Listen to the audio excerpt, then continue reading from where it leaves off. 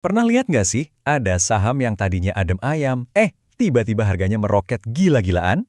Nah, persis itulah yang terjadi sama sebuah grup hotel mewah di Bali. Kali ini, kita bakal bongkar tuntas kisah di balik pertumbuhan mereka yang super eksplosif ini. Oke, kita langsung aja ya. Kita mulai dari peristiwa dramatis yang bikin nama perusahaan ini tiba-tiba jadi omongan semua investor. Angka ini beneran loh, bukan salah ketik. Ini adalah imbal hasil saham lebih dari 2.300% cuma dalam 6 bulan untuk PT Bukit Uluwatu Villa Tbk atau yang biasa kita kenal dengan kode sahamnya BUVA. Gila kan, lonjakannya masif banget. Kenaikan setajam ini kan nggak mungkin terjadi tanpa sebab ya kan? Pasti ada pemicunya. Ada satu peristiwa besar yang jadi bahan bakarnya. Yuk kita bedah apa sih sebetulnya yang terjadi? Nah, untuk ngerti ceritanya, kita harus kenalan dulu sama pemain utamanya. Siapa sih sebenarnya BUVA ini? Jadi, BUVA ini adalah nama besar di balik beberapa properti paling mewah dan paling keren di Bali. Contohnya Alila Villas Uluwatu. Bisa dibilang, mereka ini pemain kelas kakap di segmen pariwisata premium. Pemicu ledakan harganya itu cuma satu, sebuah langkah akuisisi korporat yang super besar di akhir tahun 2025. Sebuah manuver yang benar-benar mengubah arah masa depan perusahaan ini. Mereka keluar duit lebih dari setengah triliun rupiah. Coba bayangin, uang sebanyak itu dipakai buat mengakuisisi PT Bukit Permai Property yang sebelumnya dimiliki sama raksasa properti lain, yaitu Summarecon Agung.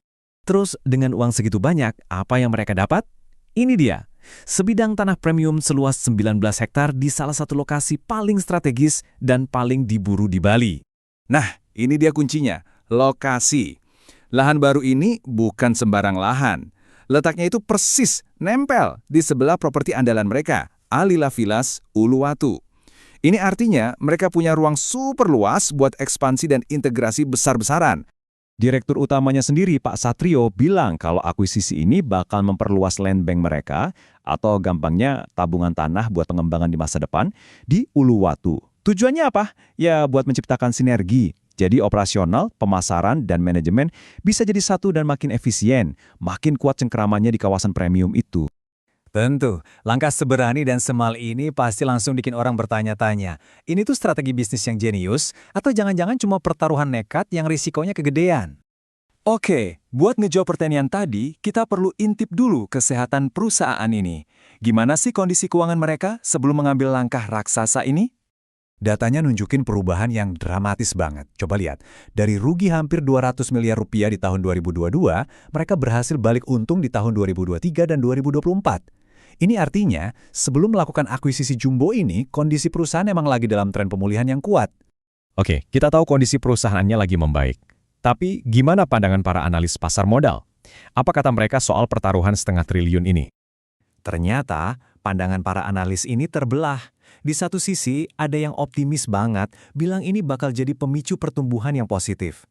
Tapi di sisi lain, ada juga yang lebih hati-hati, bahkan menyebutnya pembelian spekulatif. Kenapa? Karena mereka khawatir soal struktur pendanaannya, dan gimana nanti cara perusahaan mengakui pendapatan dari aset baru ini. Dua hal itu krusial banget buat laporan keuangan BUVA ke depannya. Tapi, walaupun ada yang ngasih catatan hati-hati, beberapa analis tetap pasang target harga yang optimis loh. Ini nunjukin kalau mereka masih melihat ada potensi harga sahamnya buat naik lebih tinggi lagi, bahkan setelah lonjakan yang udah terjadi. Oke, sekarang coba kita mundur sedikit dan lihat gambaran besarnya, karena cerita ini bukan cuma soal saham BUVA doang. Langkah yang diambil BUVA ini lebih dari sekedar angka-angka di laporan keuangan, ini punya makna yang jauh lebih dalam.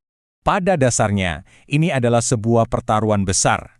Taruhan atas masa depan pariwisata kelas premium di Bali.